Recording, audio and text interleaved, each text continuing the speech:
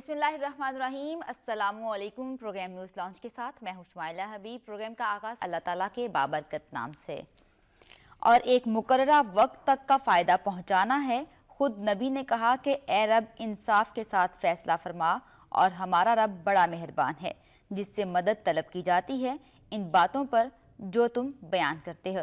سورۃ الانبیاء کی آیت نمبر 111 سے 112 تک کا ترجمہ میں نے آپ کے سامنے پیش کیا، اور کچھ خبریں جو ہیں وہ ڈسکس کریں گے۔ اس وقت ہمارے ساتھ موجود ہیں ابصار عبدالعلی صاحب۔ السلام علیکم سر۔ وعلیکم السلام۔ سر کیسے ہیں آپ؟ ٹھیک ہوں میں، خدا کا شکر ہے۔ سر جو ابھی معاملات چل رہے ہیں، دھرنا ایک جانب اسلام آباد بند کرنے کی باتیں سامنے آ رہی تھی، اور ابھی لاک ڈاؤن کی باتیں جو ہیں وہ تو ایک طرف رہ گئیں۔ بنی گالہ کے باہر کارکن موجود ہیں، اور کل ثوابی انٹرچینج جو کہ میدان جنگ بن رہا، پرویز خٹک کی قیادت میں خیبر پختونخوا سے قافلہ وہاں پر پہنچ رہا تھا، لیکن رکاوٹیں اتنی زیادہ تھی کہ پولیس کو شیلنگ کرنا پڑی اور اس سے کارکن بھی متاثر ہوئے۔ کیا کہیں گے یہ تمام تر صورتحال کس جانب جا رہی ہے؟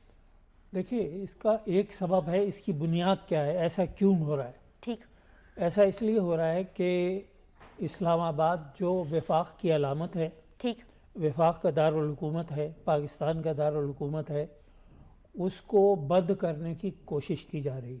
جی، اس کے بیان کے بعد ہی یہ تمام صورتحال شروع ہوئی۔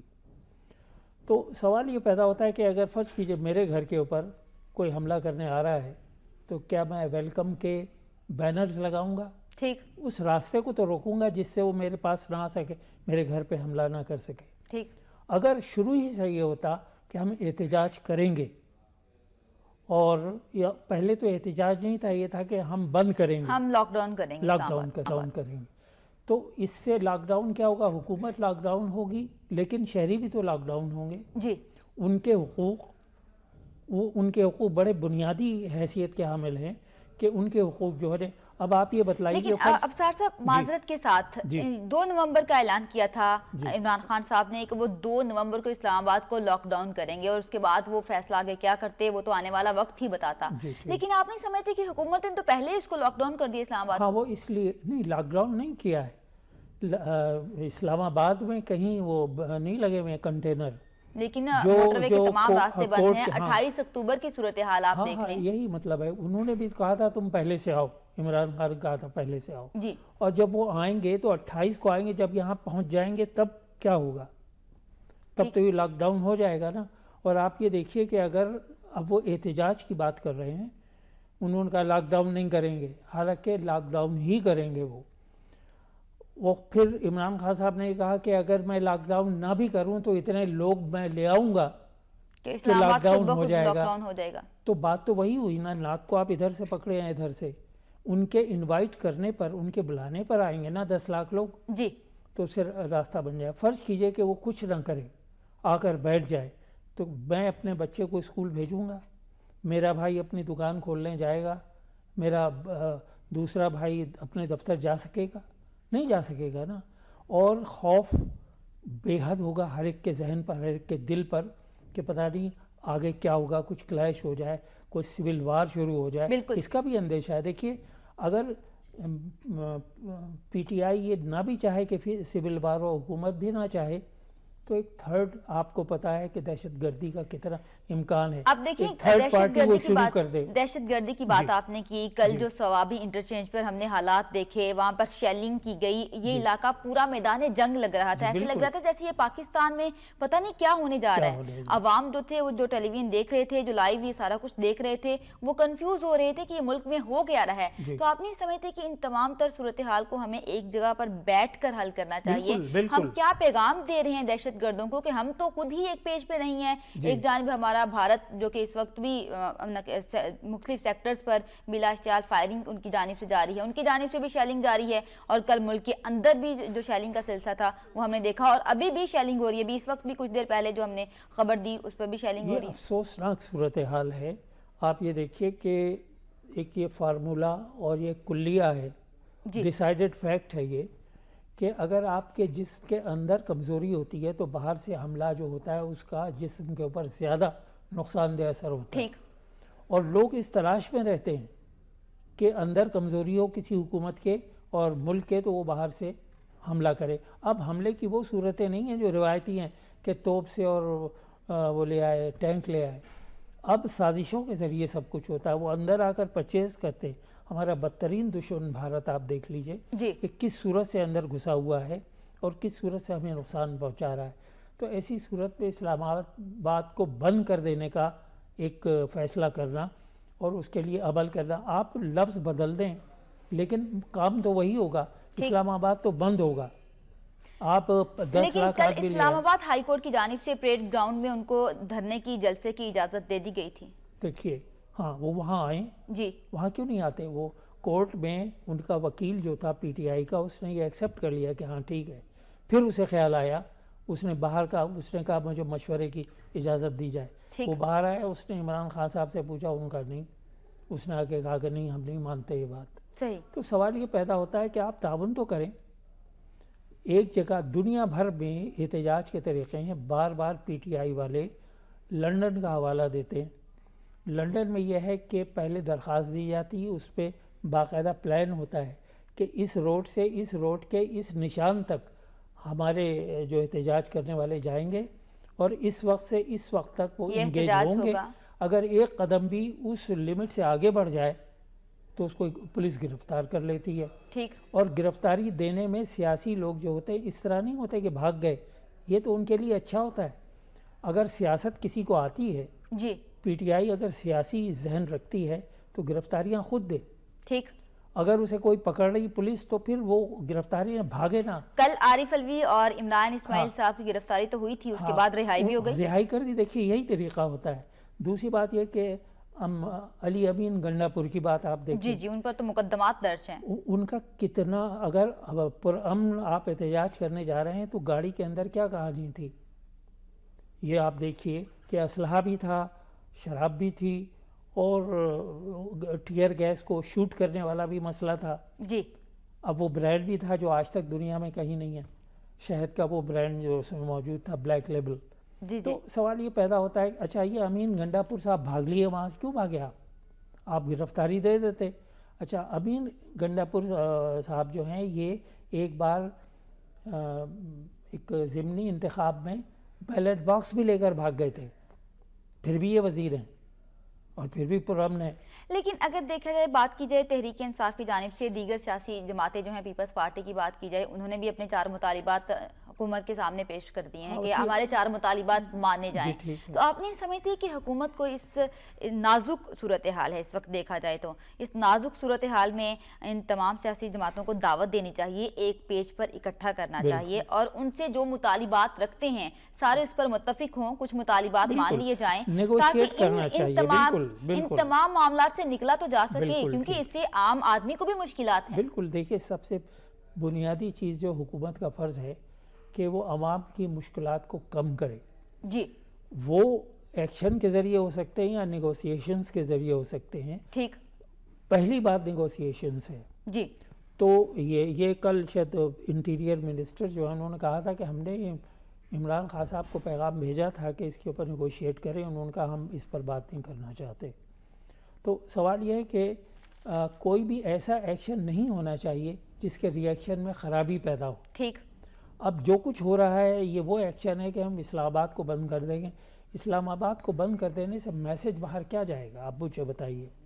میسج تو یہ جائے گا کہ وہاں کوئی قانون نہیں، کوئی حکومت نہیں اور اس پر حملہ کر دو. لیکن دیکھا جائے رائیون مارچ کو بند کرنے کی بات کی گئی تھی، پاکستان تحریک انصاف کو گراؤ کرنے کی بات کی گئی تھی. پہلے گراؤ کی بات ہوئی تھی کہ ہم گراؤ کریں گے رائیون مارچ کا. حکومت نے ان کو اجازت دی، سیکیورٹی دی، وہ انہوں نے وہاں پہ رائیون مارچ کیا اور وہ واپس آ گئی. تو آپ نہیں سمجھتے کہ حکومت کو اب بھی نہیں روکنا چاہیے تھا؟ نہیں، اگر وہ یہ کہیں کہ ہم اسلام آباد بند نہیں کریں گے، بند تو نہیں ہونا چاہیے. اس میں تو کوئی بھی پاکستانی اس حق میں تو نہیں ہے کہ اسلام آباد کو بند کیا جائے. بالکل. لیکن وہ پی ٹی آئی والے اسی حق میں ہیں. ان کا یہی مشن ہے. اس مشن پر اچھا اب آپ نے جو کہا کہ دوسری پولیٹیکل پارٹی 4 مطالبات، پیپل پارٹی کے 4 مطالبات کا کوئی سینس نہیں ہے اس وقت. ایک اپنے کو اپوزیشن جماعت ثابت کرنے اور سرخیوں میں زندہ رہنے، اخبار کی سرخیوں میں زندہ رہنے کی بات. ان کے ایک مطالبہ تو صحیح ہے کہ بھئی آپ جو لا ہے اس کو پاس کریں اور اس کے تحت اسے کریں. یہ حکومت کو تعاون کرنا چاہیے. باقی ایک ان کا مطالبہ یہ ہے کہ پرائم منسٹر جو ہیں وہ فارن منسٹر مقرر کریں. ہر حکومت کو اپنے طریقہ کار اختیار کرنے کا حکومت کے لیے ہوتا ہے. ٹھیک. خود بلاول بھٹو صاحب سے پوچھے کہ ان کے نانا جو بانی تھے پیپلز پارٹی کے، ان کے فارن منسٹر کا کیا نام تھا. انہوں نے تقریباً 6 سال حکومت کی، کبھی کوئی فارن منسٹر نہیں تھا. وہ خود فارن منسٹر تھے جی، بلکہ وہ خود چیف مارشل لا ایڈمنسٹریٹر بھی رہے، سویلین. وہ تو ایسی صورتحال میں اگر بلاول صاحب کو سوچنا چاہیے کہ وہ ابھی سے اگر ایک بے اعتبار لیڈر کے طور پر سامنے آ رہے ہیں، ٹھیک، اس عمر میں جب انہوں نے آغاز کیا، سنجیدگی کا ثبوت دینا چاہیے، ایسے مطالبات کرنے چاہیے. کل ان کی جانب سے بھی کہا کہ ہمارے پاس آپشن ہے، ہم سڑکوں پر بھی آ سکتے ہیں. ہاں، وہ نہیں آئیں، سڑکوں پر آئیں، اکیلے آ جائیں گے. لیکن آپ نہیں سمجھتے کہ عوام کا آئینی حق کیا ہے احتجاج کیا جائے؟ پرامن احتجاج عوام کا آئینی حق ہے، لیکن اس کے ساتھ ساتھ جمہوریت میں کیا ایسا ہوتا ہے کہ شیلنگ کی جائے، آنسو گیس جو ہے اس کا استعمال کیا جائے؟ کل آپ نے جو حالات دیکھے، کسی سے ڈھکے چھپے نہیں. ہوتا ہے، جمہوریت میں ہوتا ہے. اگر بغاوت ہو، اگر بغاوت کی صورت ہو تو جمہوریت میں یہ ہوتا ہے. آپ حکومت میں اگر ہوں اور حکومت کے خلاف، اب آپ دیکھیے کہ خیبر پختونخوا کے جو وزیر اعلیٰ ہیں وہ سرکاری گاڑی میں آئے ہوئے ہیں. جی، یہ بغاوت ہے کہ نہیں ہے؟ اگر آپ پی ٹی آئی کی طرف سے کر رہے ہیں تو پھر آپ وزیر اعلیٰ کے طور پہ کیوں آ رہے ہیں؟ وہ اسی گاڑی میں بیٹھے ہوئے تو ان کے ساتھ سرکاری پروٹوکول بھی تھا، یعنی ان کا جو اپنا سیکیورٹی کا عملہ بھی تھا. تو ان باتوں کو اگر آپ سوچئے تو آپ اسے کیا کہیں گے؟ یہ تو بالکل غلط بات ہے. یہ تو کھلی ہوئی ایک بغاوت ہے اور ایک انارکی پھیلانے کی کوشش ہے. حکومت کو نیگوشیٹ کرنا چاہیے، حکومت کو اپنے فرض ادا کرنا چاہیے. دوسرے، آپ نے جو ابھی کہا کہ حق ہے، ٹھیک ہے، ایک کہتا ہے یہ حق ہے میرا، دوسرا کہتا ہے حق ہی حق ہم سن رہے ہیں، فرض نہیں سنتے کہیں. اگر میرا یہ حق ہے کہ میں احتجاج کروں تو میرا یہ فرض بھی ہے کہ میرے احتجاج سے عوام کو نقصان نہ پہنچے، شہری زندگی ڈسٹرب نہ ہو، متاثر نہ ہو، بچوں کو اسکول جانے سے کوئی نہ روکے. اب آپ یہ دیکھیے کہ دھرنے کی اس صورتحال میں خوف ہے عوام کے دلوں میں کہ کیا ہوگا. اب دیکھیں نا، کون ماں ہے جو اپنے بچے کو بھیجے گی؟ جی، اسکول بھیجے گی کوئی ان حالات میں؟ کوئی نہیں بھیجے گا اس صورت سے. تو کیا آپ بچوں کو اسکول جانے سے روک رہے ہیں، کاروبار کرنے والے کو کاروبار کرنے سے روک رہے ہیں؟ اس صورتحال میں کیا دہاڑی دار کو دہاڑی ملے گی؟ فرض کیجیے ایک دکاندار ہے، اس کے پاس تو اتنا پیسہ تو ہوگا کہ آج اگر اس کی دکان بند ہے تو کل وہ کھا لے گا، اتنا پیسہ ہے. ٹھیک. لیکن یہاں آج کے بعد کل کا نہیں ہے، ان لمیٹڈ ہے. عمران خان صاحب نے کہا ہے کہ ہمیں نہیں پتا، ہم جب تک وہ ہمارے 2 مطالبات پورے ہیں نا، 2 میں سے 1 نہیں پورا ہوگا ہم نہیں ہٹیں گے. تو کیا دہاڑی دار گھر میں بیٹھا بیٹھا فاقوں سے مر جائے گا؟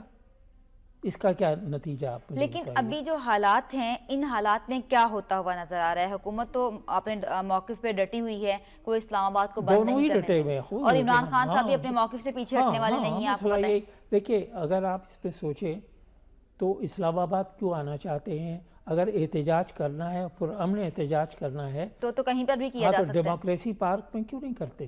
ٹھیک. دنیا بھر میں جگہ مقرر ہیں، خود لنڈن میں بھی ہائٹ پارک ہے، وہاں آپ جا کے جو کچھ کریں.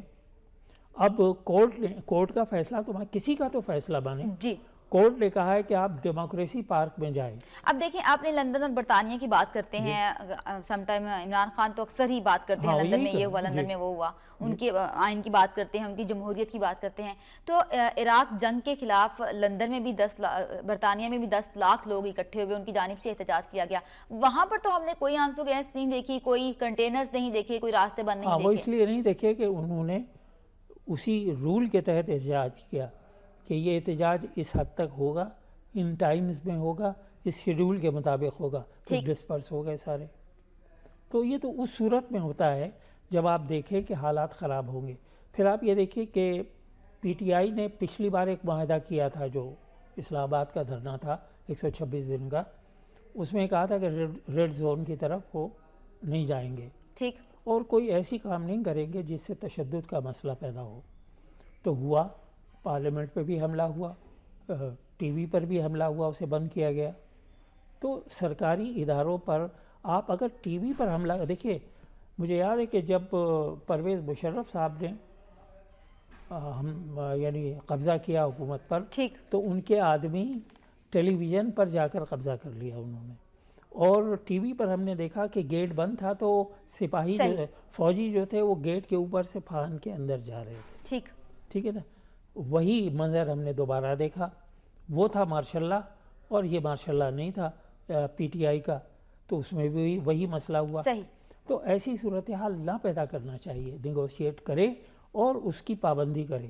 یہ ٹھیک ہے حکومت کی غلطی ہے کہ وہ نیگوشیٹ کرے، اور شروع سے ہی کرنا چاہیے، ٹھیک، اور اب بھی موقع ہے، اب بھی کرے.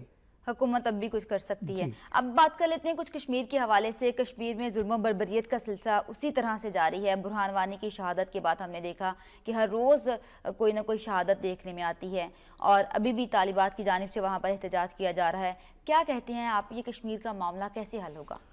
کہ کشمیر کا مسئلہ تو اب سوائے اقوام متحدہ کی اس قرارداد کو، جس کو خود پنڈت جواہر لال نہرو انڈیا کے پہلے پرائم منسٹر نے پیش کیا تھا. جی، لیکن وہ اس قرارداد کو مانتے ہی نہیں. ہاں نہیں، لیکن اس میں ہماری غلطی ہوئی نا.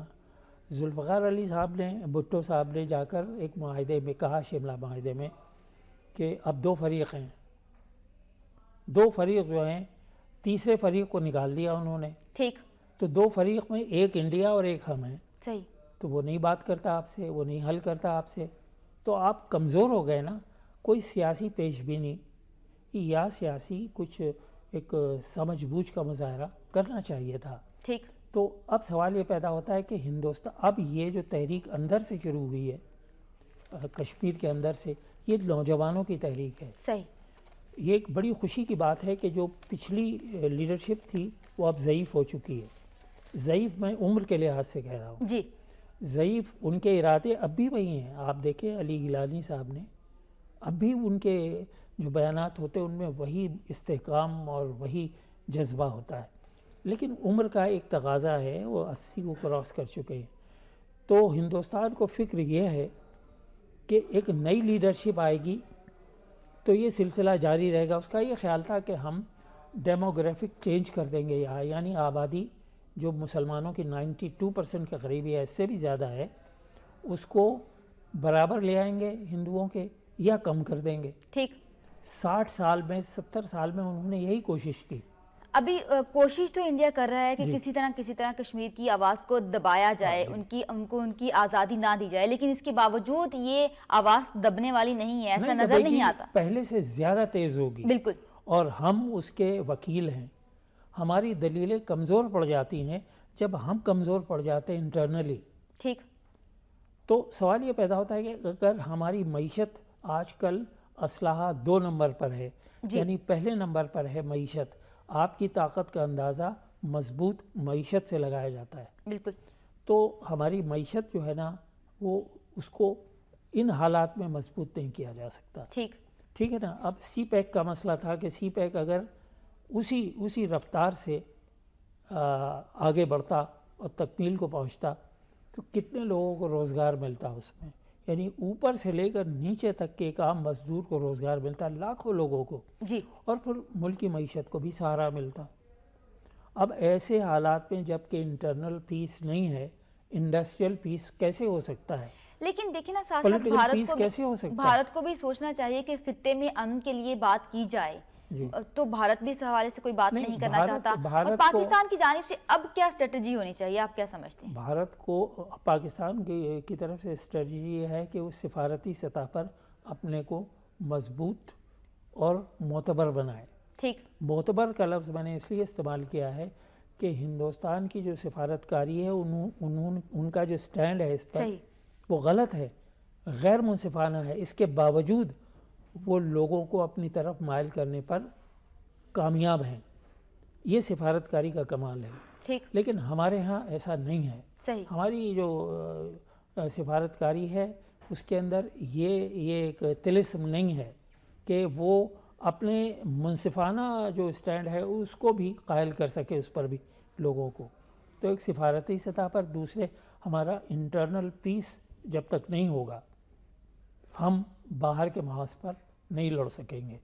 اور آپ دیکھیے انٹرنلی ہمارے یہاں دو خطرات ہیں. ایک تو طالبان کی طرف سے جھگڑے، ایک یہ سیاسی انریسٹ.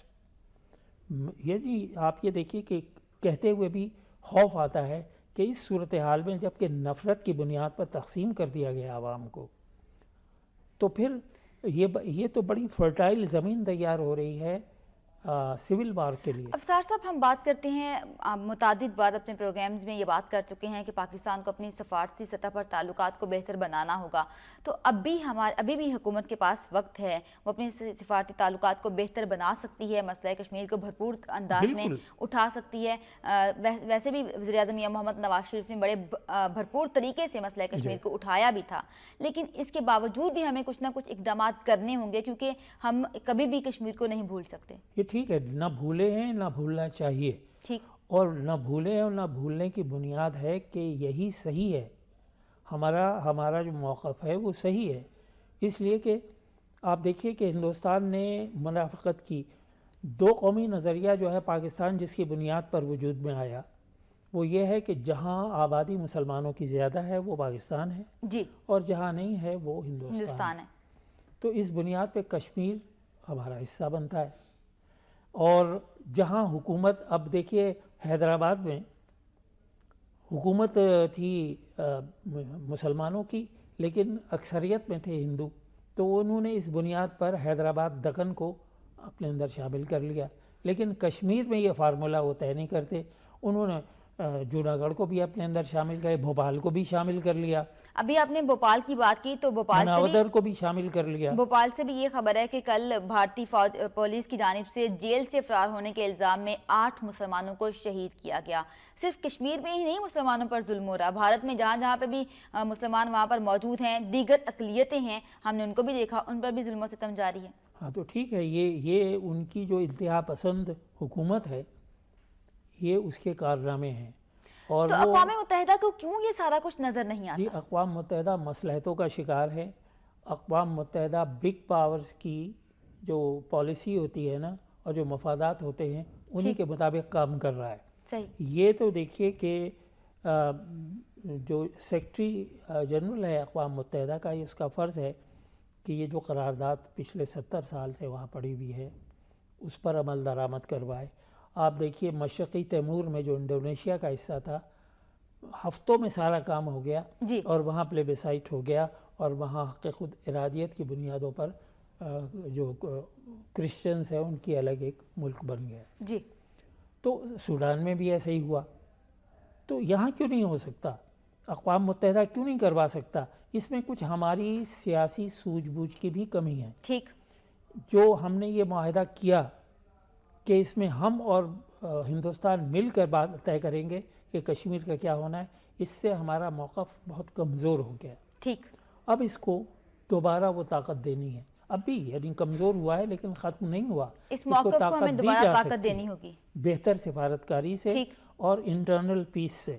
صحیح، اپنے اندر، آپ کے اندر ایک مستحکم حکومت پہلے ہوگی، ہمیں اپنی صفوں میں اتحاد پیدا کرنا ہوگا، اس کے بعد ہمیں باہر کی بات کرنی ہوگی، کشمیر کے حوالے سے بھی ہم مضبوط ہوں گے تو ہم بات کریں گے۔ اب دیکھیے باہر سے انویسٹمنٹ اس لیے نہیں آتا کہ باہر سے انویسٹمنٹ لانے والے کو خطرہ ہوتا ہے، جو آ رہا ہے اس کا ہم کیا حشر کر رہے ہیں، اس میں بھی سیاسی اختلافات، ادھر سے راستہ بناؤ ادھر سے راستہ بناؤ، یہ کرو وہ کرو، اس قسم کے واقعات ہیں، انٹرنلی چاہیے۔ اس ایشو پر مزید بھی بات کرتے ہیں۔ سوابی سے ہمارے پاس ایک اہم خبر ہے، سوابی میں تحریک پیس کے حوالے سے اگر کشمیر کی بات کی جائے تو بھارت کی جانب سے کشمیر پر بھی تشدد کا سلسلہ جاری، کشمیریوں پر بھی لائن آف کنٹرول کی بات کی جائے تو وہاں پر بھی بھارت کی جانب سے شیلنگ کا سلسلہ جاری ہے۔ ہم دیکھتے ہیں کہ وہاں پر مارٹر گولے جو ہیں فائر کیے جاتے ہیں، ارد گرد جتنے بھی ہمارے علاقے ہیں بارڈرز کے نزدیک، وہ شہری بہت متاثر ہیں۔ دیکھیے لائن آف کنٹرول پہ نہیں بلکہ ورکنگ باؤنڈری پر حملے ہو رہے ہیں۔ ورکنگ باؤنڈری ایسی ہوتی ہے کہ اس کے سرحد کے قریب تک آبادی ہوتی ہے، اور اگر کوئی گولہ یا کوئی شیلنگ ہو تو لوگوں کی جانیں ضائع ہوتی ہیں۔ ہندوستان تو ہمارے جو اندر کے خرابیاں ہیں، کمزوریاں ہیں، جو لڑائی جھگڑے ہیں، اس سے فائدہ اٹھا رہا ہے، وہ ہمیں اور کمزور کرنا چاہتا ہے، وہ ہماری توجہ اس طرف اور اس طرف دونوں طرف بانٹ کر ہمیں ناکام کرنا چاہتا ہے۔ یہ ہمیں سمجھنا چاہیے کہ ایسا نہیں ہونا چاہیے۔ اور دوسری بات یہ ہے کہ کشمیر کے مسئلے کو اگر ہمیں طے کرنا ہے تو اور اپنے موقف کو اور مضبوط کرنا ہے تو ہمیں اندرونی طور پر مضبوط ہونا پڑے گا۔ صحیح، اور اس کے لیے یہ جو سیاسی انریسٹ ہے اس کو ختم کرنا پڑے گا. اگر سیاسی دیکھیے فرائض اور حقوق دونوں ساتھ چلتے ہیں. ٹھیک. حق اگر احتجاج ہے تو فرض بھی یہ ہے کہ وہ پیسفل ہو. حق اگر احتجاج ہے تو وہ احتجاج یہ نہ ہو کہ آپ غیر جمہوری طریقوں سے تبدیلی لانا چاہیں. یہ حق نہیں ہے، یہ فرض ہے کہ جمہوری طریقوں کو اپنایا جائے. میں حیران ہوتا ہوں کہ تمام لوگ جتنے بھی چینل ہیں سنو حق حق حق، فرض فرض فرض کہیں نہیں. ٹھیک. لیکن دیکھیں نا کہ اگر ہم بھارت کی بات کر رہے ہیں اس کے حوالے سے اس ورکنگ باؤنڈری پر بلا اشتعال فائرنگ کا سلسلہ جاری رہتا ہے، تو آپ نہیں سمجھتے کہ ہماری فوج کی جانب سے بھی منہ توڑ جواب دیا جاتا ہے؟ ان کو یہ نہیں ہے کہ جواب نہیں دیا جا رہا، لیکن یہ مسئلہ حل کیسے ہوگا؟ امریکہ کی جانب سے کہا جاتا ہے کہ پاکستان اور بھارت مل کر بیٹھیں، اس معاملے کو حل کریں، کشمیر کے معاملے پر بات چیت کی جائے. دیکھیے اس کا نقصان وہی جو معاہدہ ہوا ہے کہ ہم دو فریق اب ہیں. دو فریق کا یہ ہوتا ہے کہ امریکہ کہتا ہے، دیکھیے کتنی منافقت ہے، امریکہ کہتا ہے ہاں ہم اس میں راضی ہیں. اقوام متحدہ کے جو سیکرٹری جنرل نے کہا کہ ہاں ہم راضی ہیں فیصلہ کرانے پر، لیکن اصول یہ ہے کہ دونوں فریق اس پر راضی ہوں. ہندوستان اور پاکستان آپ کو ثالث مانے، وہ کہتے ہیں ہم کسی کو نہیں مانتے، ہم سے ہی بات طے کرو. دونوں فریقین کو راضی ہونا پڑے گا اور دونوں فریقین کو اس ایشو پر بات کرنی پڑے گی. بہت شکریہ آپ سار عبدالعلی صاحب، آپ ہمارے ساتھ موجود تھے، آپ نے اپنا وقت دیا. بات کی ہم نے ملک کی سیاسی صورتحال کے حوالے سے، جو اس وقت احتجاج اور دھرنے کی صورتحال ہے اس حوالے سے، اور لائن آف کنٹرول کے حوالے سے. بات یہی ہے کہ اس تمام تر صورتحال کو بات کر کے مذاکرات کے ذریعے حل کیا جا سکتا ہے، پرامن طریقے سے حل کیا جا سکتا ہے. نہ تو ملک کے اندر انتشار برداشت کیا جا سکتا ہے اور نہ ہی ملک کے باہر. اس کے ساتھ اسماعیلہ حبیب کو دیجیے اجازت. اللہ حافظ.